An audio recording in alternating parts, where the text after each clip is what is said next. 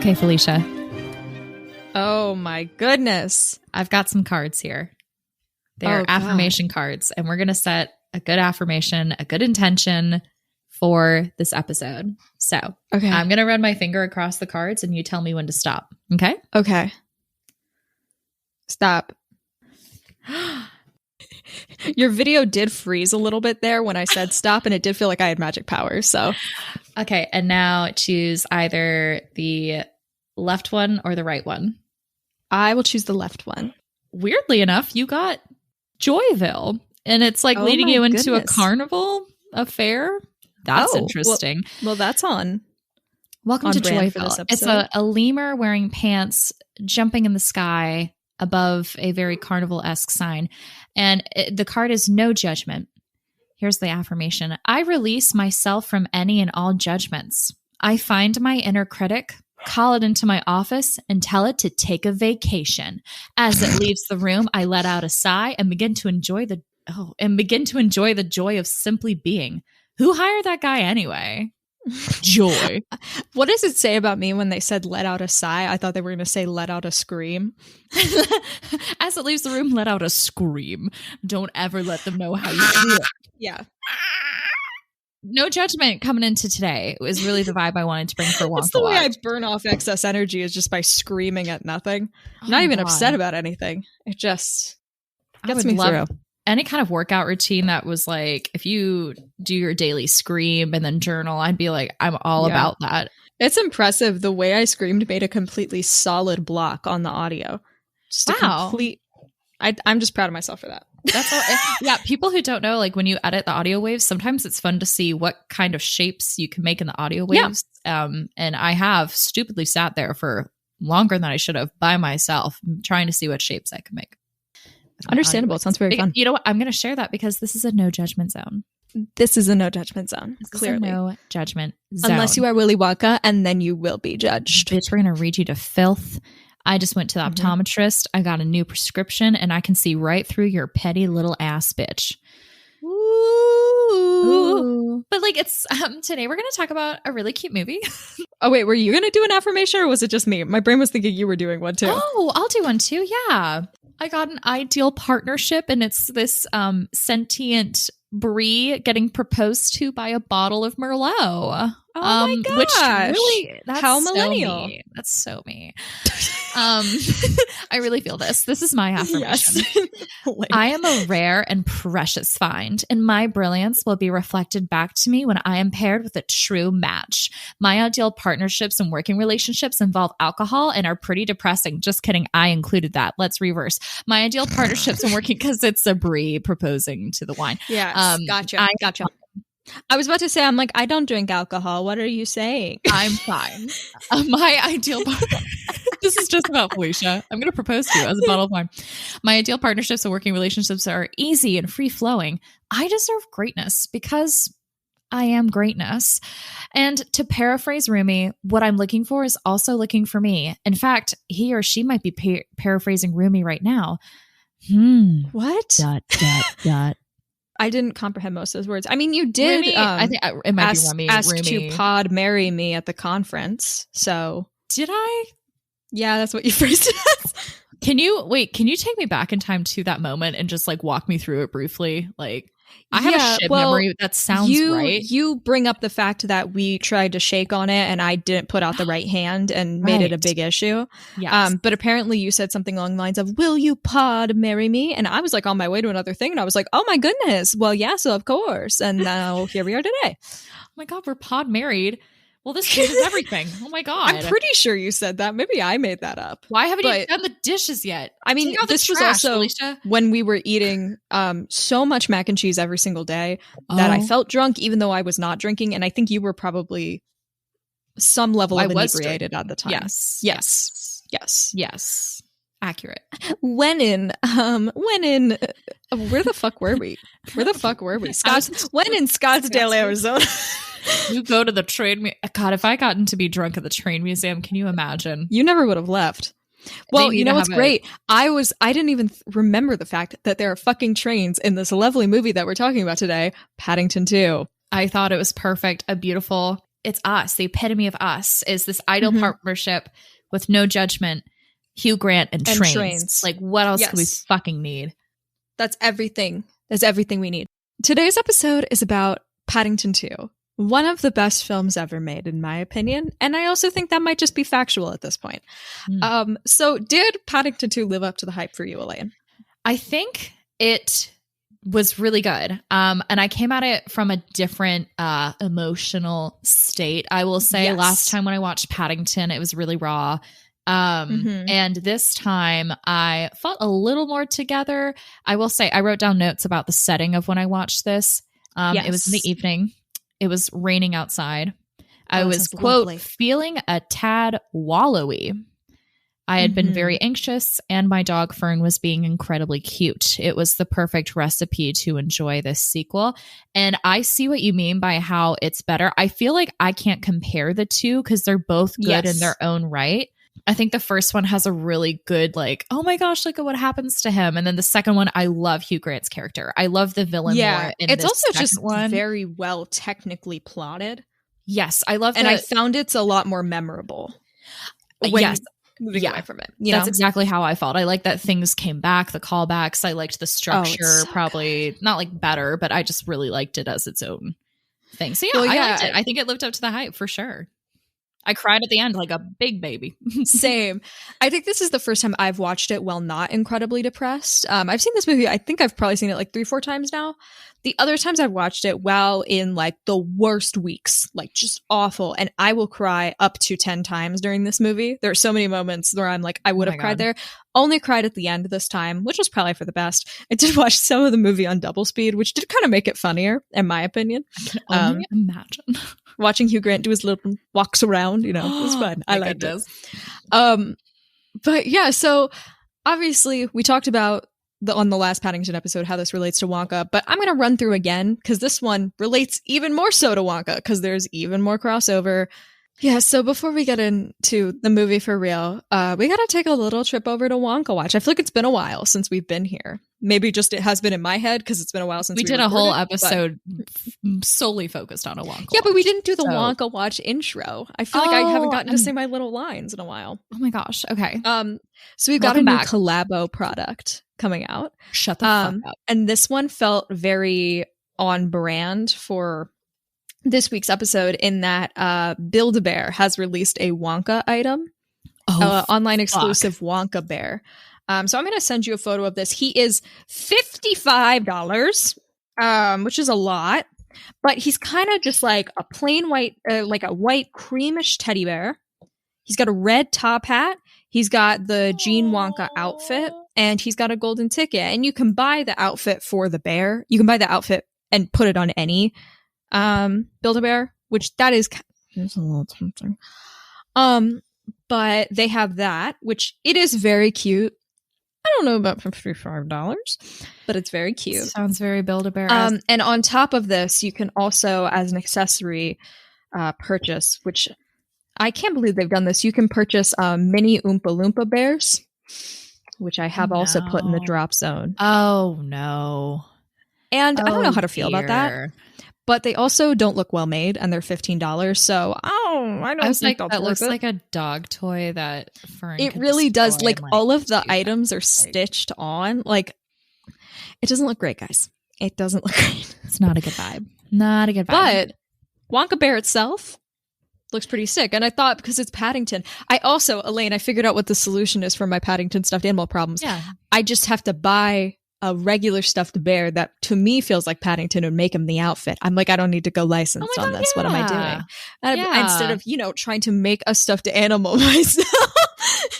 I still want to go to Joanne Fabrics though, and we can make his little outfit out of that. Make it out of felt, glue it together with some hot glue.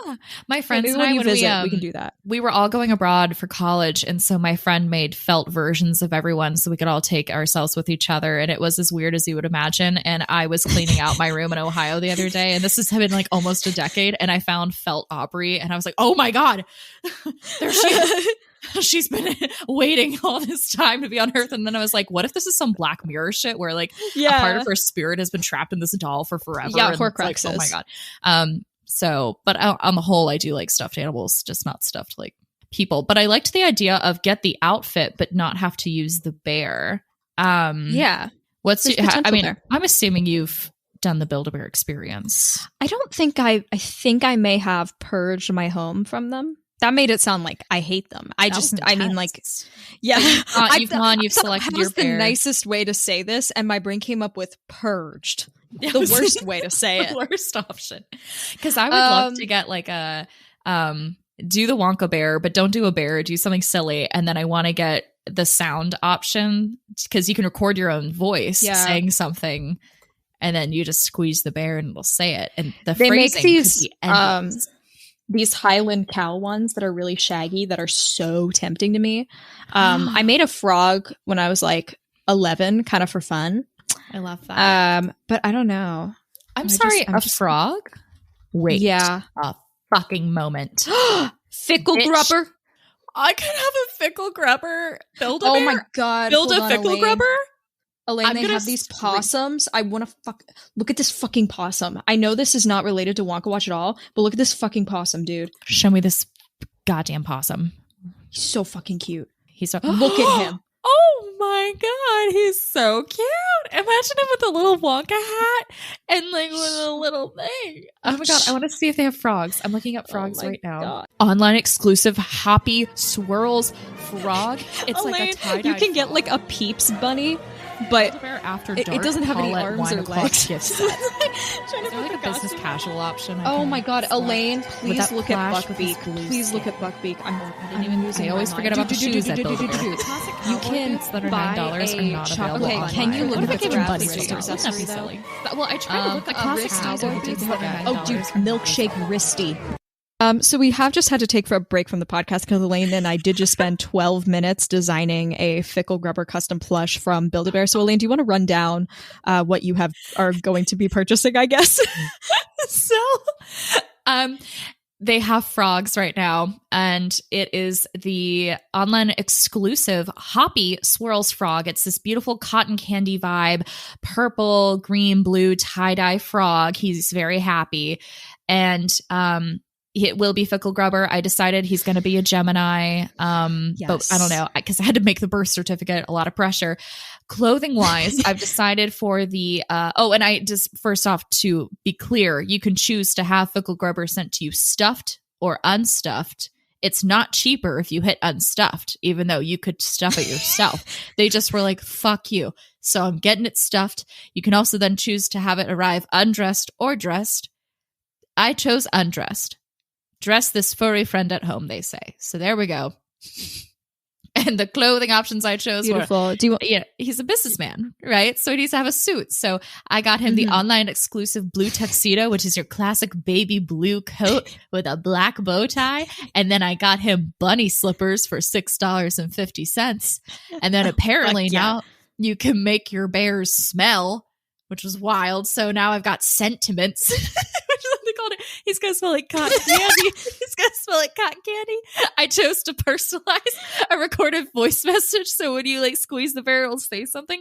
I haven't decided what it is yet, but we'll see. And then my favorite part is that they call bracelets on Build-A-Bear wristies, which is not something I love, but I got a bracelet basically that's this giant milkshake that's $6, making this a total of $61.50. And I love him. And I'm trying really hard. Oh, and you got to choose the occasion. You got to, when you, by the way, go to fill out a Build-A-Bear cart, you can save it as a project as though you are working on a document or a design multiple day project. Yeah. So project name was Fickle Grubber, and then you got to choose the occasion, and I chose Get Well. So we that is my Fickle Grubber. And when you go to hit add to cart, it goes, at Build-A-Bear Workshop, every furry friend gets a heart. Make a wish on yours. And so since it's going to come pre-stuffed, I can just click right now to make a wish on my furry friend. And so maybe right now, turn on sound for enhanced experience. What the fuck is going on? Okay, I'm about to make a wish. I wish that Fickle Grubber will show up in Wonka. Goo Clusters needs to take a note from Build-A-Bear because bonus product. I'm eligible for a bonus product. Select bonus. Fuck yes. What are we talking about? A $10 e-gift card for $5. Yeah, my bonus product is to spend more money with them. I thought it was a free thing.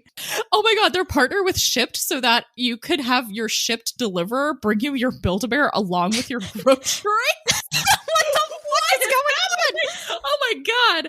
Yeah, so we're back now to talk about Paddington. That was 15 minutes. It was fun, but it was. Oh my God. I said this Wonka watch will be quick. Do you remember that? I do remember that. I remember that. It all went downhill. Jesus. So, love this movie. Very good. That's the Felicia personal take. How about you, Elaine? Do a 1 second review. Bomb ass. Yes. Perfect. I'm going to give y'all a little bit of behind the scenes info. So Paddington 2, like Paddington 1, is a good movie. So it received widespread critical acclaim on Metacritic and has an approval rating, or had an approval rating of over 100% on Rotten Tomatoes, and was, with 245 positive reviews, the highest rated film on the site until a negative review was registered at 246. Bitch. Get out of here. Hate it. And in early 21, it beat Citizen Kane as one of the greatest films of all time, according to my God. Rotten Tomatoes, because some old negative reviews of Citizen Kane resurfaced. It's also the 209th highest rated film of all time on Letterboxd, which is like a social media movie thing, kind of like Goodreads. And it's ranked above movies like Fallen Angels, which is a personal favorite of mine, Get Out, The Matrix, Inception, Saving Private Ryan, and Rosemary's Baby. Jesus Christ. Yeah. So like it's got a 4.1 average rating. It's very highly rated. So yeah, let me run through also the similarities with Wonka. So most of the similarities that were there in the last movie are here again, except for like little bit characters like Matt Lucas and things like that. The biggest and probably most telling difference for how Wonka will feel is that this movie, now, Simon Farnaby is a co-writer, whereas he was not on Paddington 1. And Simon Farnaby is a co-writer on Wonka, which is good, because this movie's great. He's also in the movie again, also as a security guard, who does have a crush on Hugh Grant's character. So Hugh Grant is also in this movie and is the best part of this movie. He's incredible. He plays Phoenix Buchanan, who is a like failing actor. I love this character so much. Do you want to, how do you feel about Phoenix Buchanan, Elaine? I love Phoenix Buchanan. One of my favorite characters. I liked that one of his opening lines basically is, I am tickled the deepest shade of shrimp. He's so fucking weird. I like the way he talks to himself and to the characters he plays on the mannequins. I was like, me? I genuinely think he should have gotten nominated for an Oscar. Honestly, he did. He did the perfect. He did such a fun villain that it wasn't too stressful. Because like Millicent in the other movie was like, Jesus, okay, evil taxidermist. Yes. He was just like, I'm a silly actor who's very good at all the things I do. And the like quick asides and stuff, and the transitioning of accents and things. Yeah, and it's fun watching it because you can tell Hugh Grant is having the time of his fucking life. He's having so much fun. Yes. And that's the good thing. That's the good news. He's probably going to be having a lot of fun on Wonka. So I'm not worried about Hugh Grant's casting. I'm actually excited about it. Yes. That's why I was like, fuck yeah, Hugo Loompa. It's insane that he's playing an Oompa Loompa, but fuck yeah, you know? Like, I feel like if there was an opportunity to try to give the Oompa Loompa I feel like that could possibly bring some joy, and if they can try to change the narrative around it or something, because that's something we've been really worried about with Wonka, is how are they going to present it. But that seems like what they're trying to do is using Hugh Grant as a way to change the narrative. Yes, yeah. Hugh Grant solves racism by playing Oompa Loompa. Old white man solves racism. Literally. But I think I understand completely why they made that choice, and I think it's one of the better ones they could have made, because there's not much you can do with an Oompa Loompa, so I don't know, make it fucking Hugh Grant. Why not? You know, pull his name out of the hat. But yeah, I agree with you. I think I'm really excited to see Hugh Grant in this movie now, especially with all of the additional whimsy that can happen in the Wonkaverse that I feel like weirdly magic. Wonka's going to be whimsical as fuck. Because Paddington, you don't necessarily have magic. You have a lot of coincidence. I feel like Wonka has that ability to have a tad bit of a little more fantastical magic. Yes, exactly. And I get the vibe that he's going to have that. I'm hoping. Yeah. So another crossover we have is Tom Davis as one of the guys in the prison who does say, "Good luck out there, little bear." He's very fun. I'm not gonna lie, I kind of cried when he said that. When they were escaping and they're all in the hot air balloon and that man's like looking through the prison. He says that. I was like, he's just so happy that he's escaping. Like, you know, be happy for others, even though you're not like, you know, on the same level. I was like, it's so lovely. And then the last two similarities are, well, this isn't a similarity to Wonka. I've just mentioned many times Dilf Bucket is in this film. Yes. And I just think that's wild. You know, it's a preemptive crossover. It's very, yes. And not recognizable. No, I did not notice at all until like halfway through the movie. Because I saw him, I looked at his face, I was like, huh. And then I remembered you said Dilf Bucket was in the movie. And I was like, oh my God, that's him. Yeah. It's very transformative. He's very goofy in this movie. He kind of looks like a bird if it were a man. You know what I mean? Wow. Yeah. Like if the bird went to a Denny's and then got like the whole like, oh no, I ate a magical pancake and now I get to be human, but I don't know what to do with it kind of thing. So, but then he turned human and then you can't talk to your bird friends anymore, but you can see them. God, that's cruel. I love it. Horrifying. And then one other thing that I didn't even put together until I rewatched this is we have evidence of the Wonka creators making a musical sequence. Because we need to talk about this. Favorite scene out of everything. Basically, we're jumping to the end of the movie. We're going to go through the plot pretty loosely because we did spend 15 minutes on the Build-A-Bear thing. But we're going to talk about kind of the order that we want to. But at the end of the movie, when Phoenix Buchanan is arrested, he goes to the prison that Paddington was in earlier in the film and finally puts on his one-man show. But it's not a one-man show anymore because he works with everyone in the prison to do it. And he finally gets to perform it. And it is incredible. It's so good. It's so satisfying. It's so whimsical. His umbrella gets like floated up into the air and like... It's so good. And it's genuinely a good song. Like, let me look up who wrote it. I know it's listen to the rain on the roof go clicky clack platter pink. It's nothing. Clack patter. But it's really cool to get to see like, oh, they have done musical stuff before and it was good. And I enjoyed watching it. It's very whimsical. And then at the end, Hugh Grant says, oh, it turns out all I needed was a captive audience. Yes.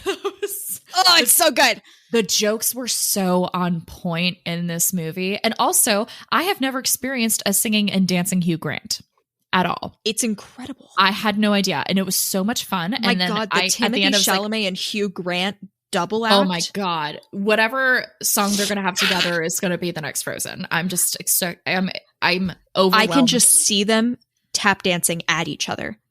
That bitch better tap dance. You watching the video again? It just makes me so happy. I think that's why I didn't cry as much this time, is because there was just a lot more like, I mean, I could have cried at how happy it was. Now, when I tell you that they animated Paddington to cry in this movie, if that didn't just wreck me outright. But yeah, even the lighting and the staging of the music scenes, like this isn't really just like, they've really nailed it. So all fucking in on musical bitches. I know. Paddington has made me very confident about Wonka. Very confident. Okay, so let's kind of just run through this plot really quick. So Paddington, he's settled with the Brown family and he's become like really popular in his community. So like he helps people out, like reminding a guy to get his keys or helping one lady eat her breakfast and like, you know, just all those kinds of things, helping one guy study for his tests, right? Mm-hmm. And he offers people emotional support in various ways. So he goes to the antique shop owner's place and is like, I want to buy a present for Aunt Lucy's, Aunt Lucy's 100th birthday. I didn't know she was turning 100. Did you get that? I missed that. Yeah. And they kind of made a whole thing about bear years. I might have zoned out.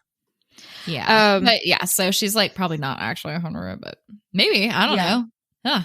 Huh. But he wants to get there's basically this pop-up book of London. And this is one of the parts that always gets me. It didn't get me this time, but I got really fucking close. Oh, man. He gets this pop-up book he's like, I want to get her this pop-up book because she always dreamed of seeing London and hasn't gotten to yet. And while I can't get her to London, I can buy her this pop-up book. It would be perfect. And they make these scenes of her coming in on the fucking boat and like, they're so happy to see each other. In the pop-up book. They start going through it together. And they go through another one of those amazing animated stuff. Like, oh my god, it's so good. And then basically he finds out that the book is $1,000, and he's like, "Damn it! But you know what? I'll get a job because Aunt Lucy did so much for me as a cub, and I just want to be able to give her a little joy back." My God, rip my heart to fucking pieces. Oh, we didn't even talk about the first minute of this movie. Always makes me cry because it shows Aunt Lucy finding Paddington. He's on like a little log going off the cliff, and Uncle Patsuzzo and Aunt Lucy are sitting there. And they're like rickety oh my goodness, bridge. I'm so excited for our trip to London. Yeah. And then they go and do this crazy thing to save. Yeah. They go and do this crazy thing to save Paddington, and they're like hanging off the edge of the bridge, and she's got him. And then Uncle Patsuzzo was like, "Lucy, are you okay?" And she's like, I'm afraid we're not going to London anymore. We've got a cub to raise. And she describes him as he's quite small and very sneezy, and I want to cry. I'm like thinking about it, and it's making me so close to getting to go to London, and Uncle Pastuso never gets to go. But then he's like, I raised you and stuff, and then it's like, oh my god, we're back, and like he's just a little baby bear at that point. Yeah. Oh. So feelings. Paddington then goes through a bunch of odd jobs, such as being a barber, where he fucks up a guy's hair massively, which does keep coming back. That haunts that bear. Yes, yep, that fuck up. That haunts Paddington. And then Paddington actually discovers his passion as a window washer, and washes everybody's windows. So cute. But there's one specific scene where he cleans a neighbor's windows who's super depressed, and he finally gets to see the light and then enters a relationship with a woman across the street. It's cheesy, but it's really wholesome, and it makes me really happy. Love that so much. But the book is stolen. Paddington's going down there to check on something, and Paddington starts chasing the thief. But the thief escapes, and Paddington gets framed. He gets framed. And then the thief returns home and is revealed to be Phoenix Buchanan. The actor? Hugh Grant, the actor. Actor? It's so hard because this movie is risk analysis group. Yeah. This movie is so tightly plotted that I'm like, but I can't forget this other thing that happened. Like, there's nothing that doesn't matter. So I keep wanting, like, there's truly so many important little elements that come back. Which is my favorite part of any story I'm reading, especially like that's why I love murder mysteries, is when the tiniest detail has the greatest impact, and they do not leave any loose ends. Truly. In this plot. This is clean cut beauty. Yeah, so Paddington goes to court, and Gruber states that, like, he's like, Paddington didn't steal it. I love that bear. I would trust him with my life. But the judge, Mr. Brown tells Paddington, you'll be fine as long as you've got a fair-minded judge. And the judge is the guy whose hair he fucked up last week. And it's like, oh shit, Paddington, shit's going down. And Hugh Grant's like, I never saw that thief with his handsome, brilliant blue eyes. He's so handsome. So then Paddington is convicted and sent to prison, which Paddington's prison arc is incredible. He basically goes and reforms the place. This movie is like advocating for prison reform. It's amazing. Yes.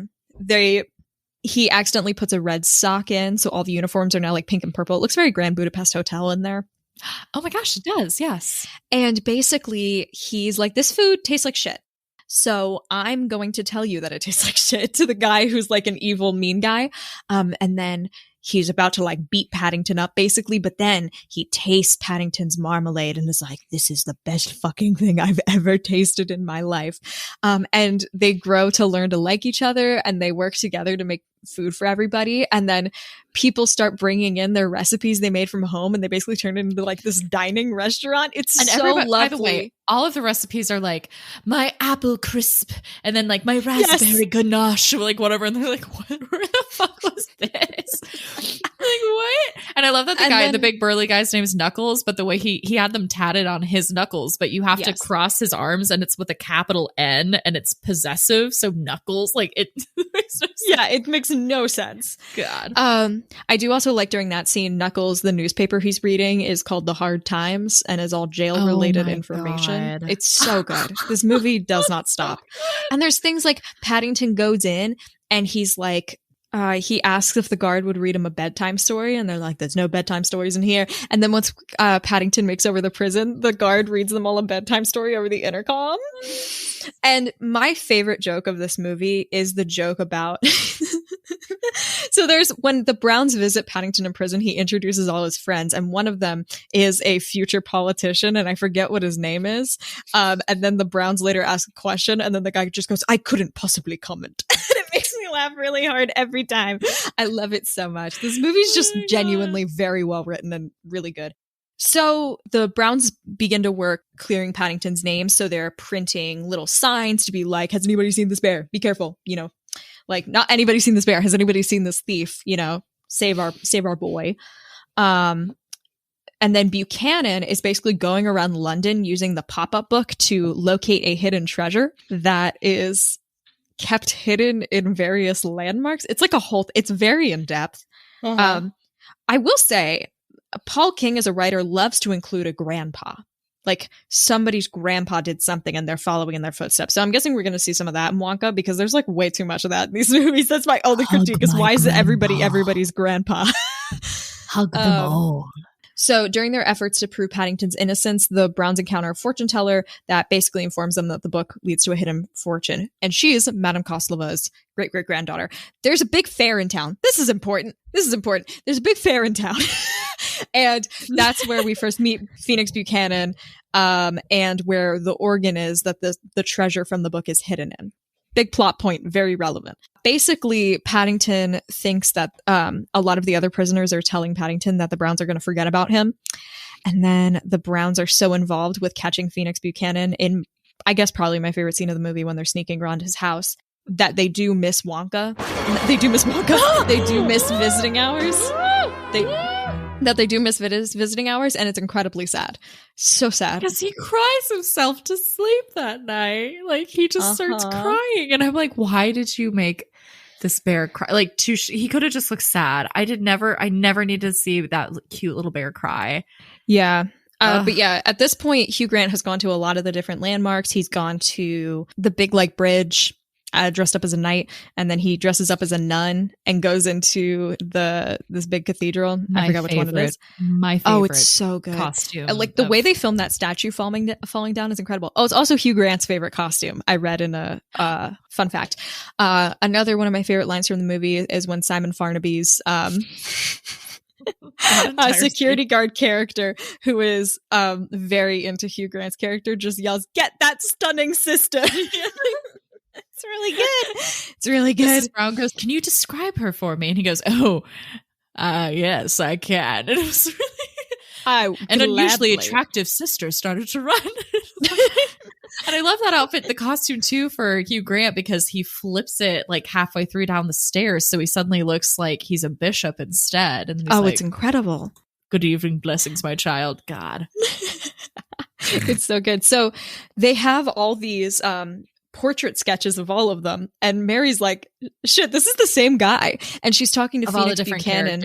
Yeah, she's talking to Phoenix Buchanan in his house, just like, "Hey, do you have any info, XYZ?" And he's like, "Oh, that thief with the stunning blue eyes." And Mary's like, "I didn't say they were blue." And he's like, "Well, I must have colored it in myself." My other favorite thing is Phoenix Buchanan's house is filled with early career portraits of Hugh Grant. Like, yes. 20 to 30 pictures in every scene. It's so funny. So good. It's incredible. So this leads Mary Brown and what's the dad's name? I forget his name. Henry Brown? Yeah. Sure. It's Henry now. We decided that. Yeah, we'll say that now.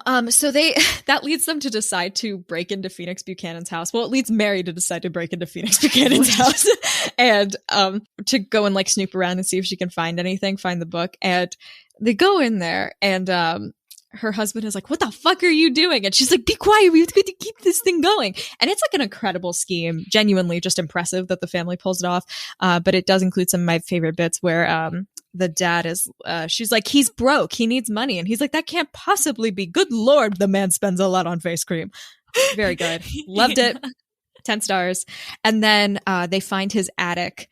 And she's like, it's a secret attic. And the husband's like, it's an attic. Most houses have an attic.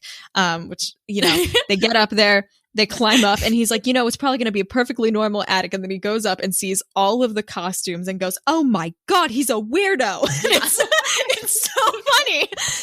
It was like one of those like mid-sentence changes too.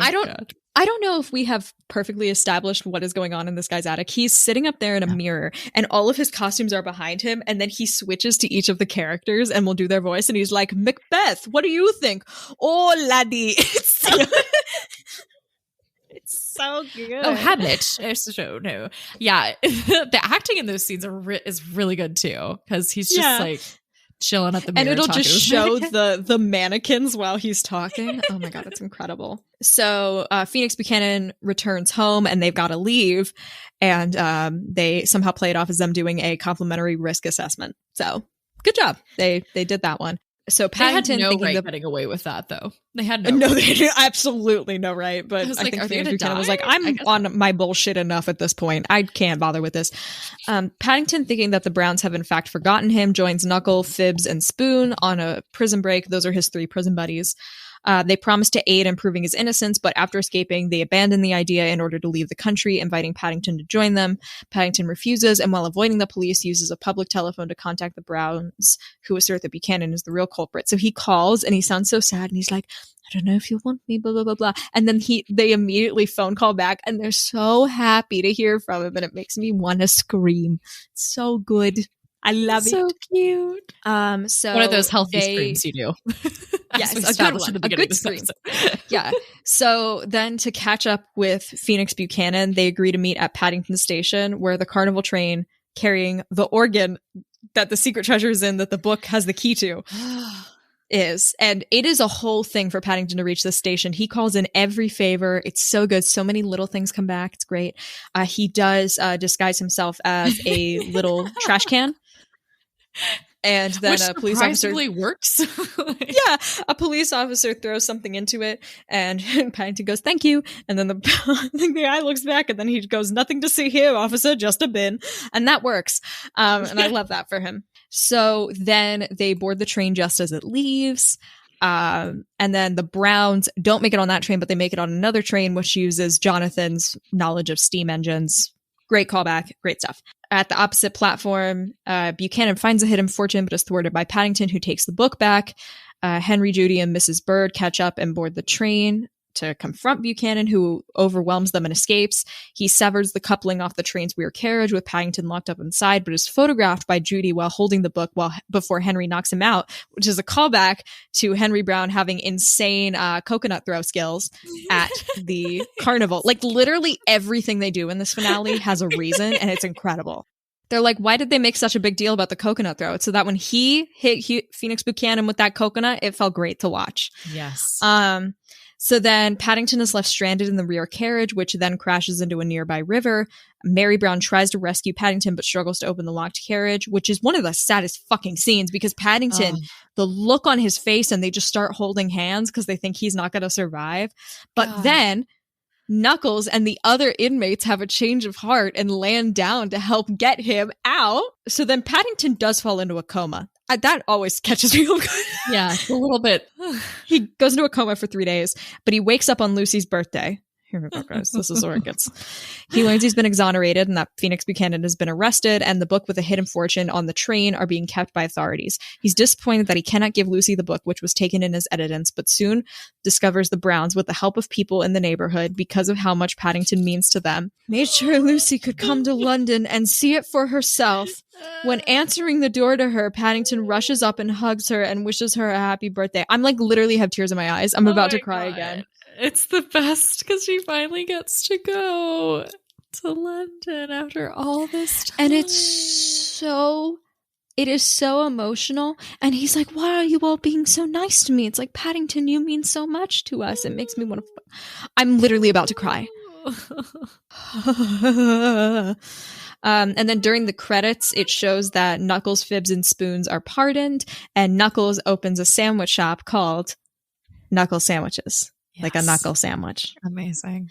Buchanan is sentenced to 10 years, and 6 months later, he's hosting shows for the inmates, and it's so good. I have no critiques. It's incredible. Like, I made a list of all the really good callbacks because it's my favorite part of the movie. Yes. So I just made a list of some of the few ones because I knew they wouldn't fit in there. So one of my favorites is Mr. Brown's yoga class. There's a really brief mention of Mr. Brown having a midlife crisis and taking yoga classes, and we get a 1-second shot of it. And then he is then caught between two trains and then has to go into like a split pose. And then you just hear the yoga voiceover in the background, teaching him how to like breathe and spread your legs. You know what I mean? Okay, that sounded weird. Well, but yeah, no, he gets. Oh my god. The other thing is Paddington isn't like.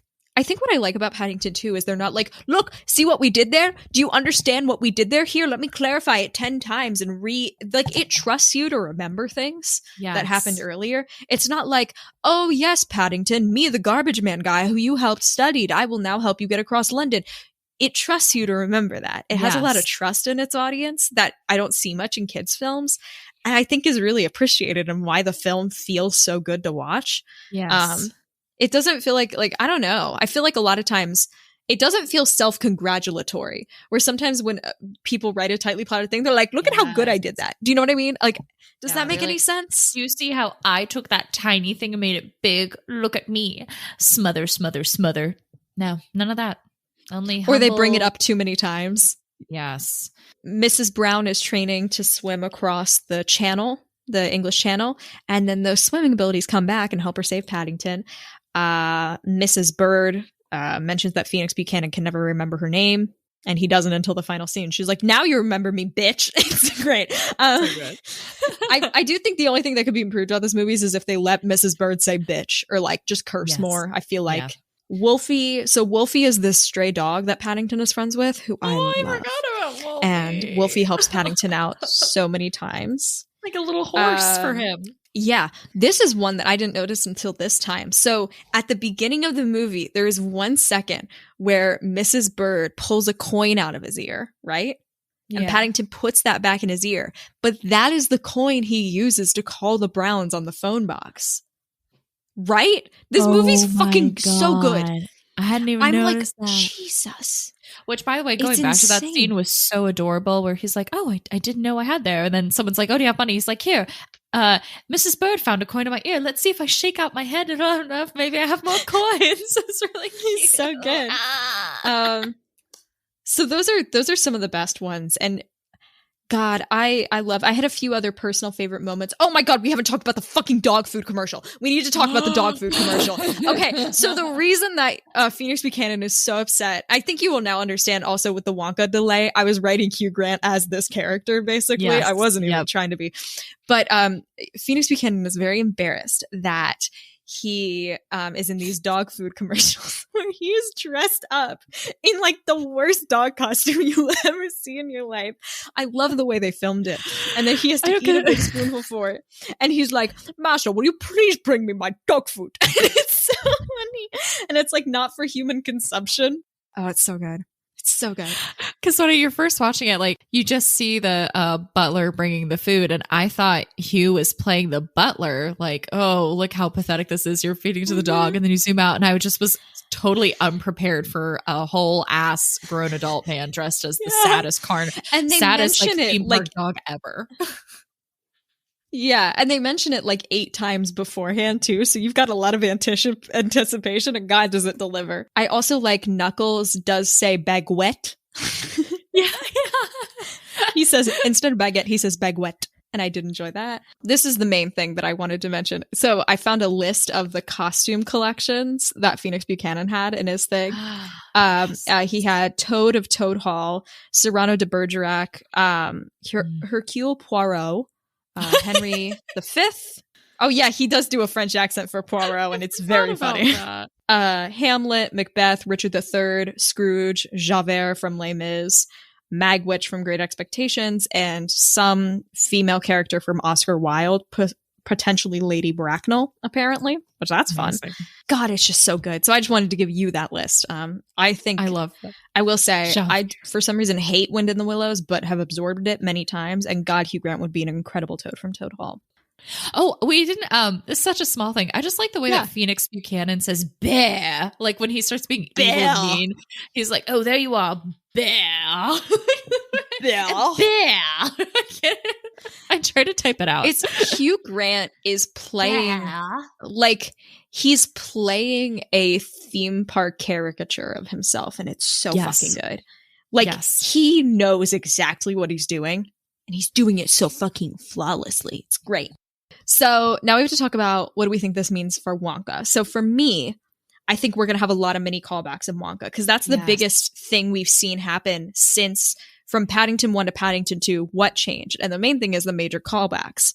So my little brain is going to assume that's Simon Farnaby's doing. And if it is, good job, sir. It's incredible.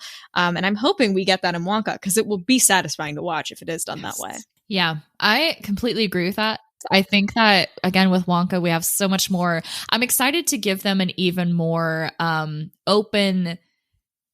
I feel like with Paddington, you're not limited in creativity, but they have such a whole new thing they can branch off of. And I think we talked about, like, they also did Fantastic Beasts, right?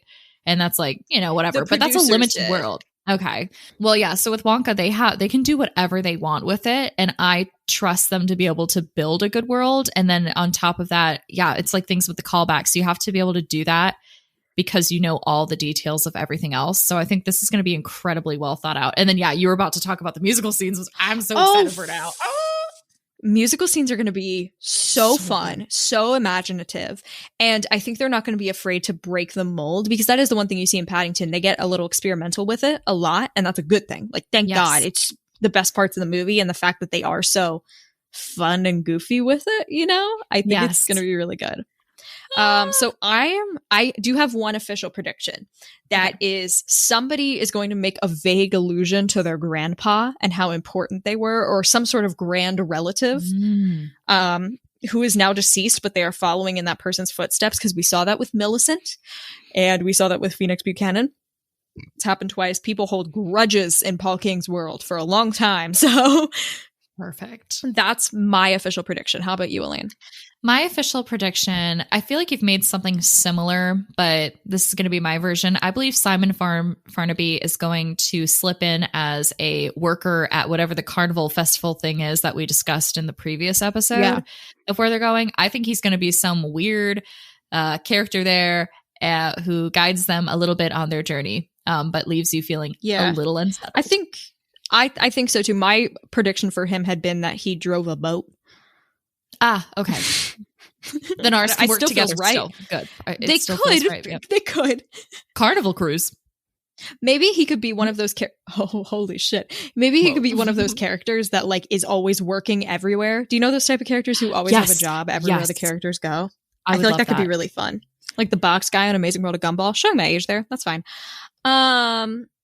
It's fun to say showing your age when it observes how incredibly young you are. I was like, I was just not prepared for that. It's the opposite. It's like, that was on when I was like 12. Okay. Wow. I know. I think it's almost so good that it's hard to talk about. Just watch this movie. Do yourself a favor and watch Paddington 2. Whatever Paddington we said does not do it justice. Yeah. Just take that whatever and be we said. That really should have been the whole episode. To just say, hey, go watch Paddington 2. It slaps, and Wonka's going to be pretty good, y'all. Mm-hmm. And can't wait to see Hugo Loompa. I'm so excited for Hughie Lumpy. Thank you so much for listening to this episode about Paddington 2 and for supporting all the Willy Wonka fun. If you want me to purchase my Fickle Grubber, you can support us at buymeacoffee.com/WonkaWatch, or more importantly, help us keep this podcast running. We greatly appreciate it. Be sure to follow us on Instagram and TikTok at Wonka Watch. We post a lot of the photos and visuals we talk about there, as well as our silly videos. And of course, always and forever, email us your thoughts, comments, and concerns at wonkarapture@gmail.com. Always goodies in there every single week. It's been a joy. Yes. It's been a delight. It's been a terror. It's so fun. Oh my God. I think we did it. I'm going to pass you this pop-up book that says, the end. After all that crying and wholesome joys and now tittering flitters of excitement. It's really not that important. It's really not that important. Paddington is very important, and I want to give him a big old hug, but it's not all that important. I guess not all that Bye, important. everybody. Bye.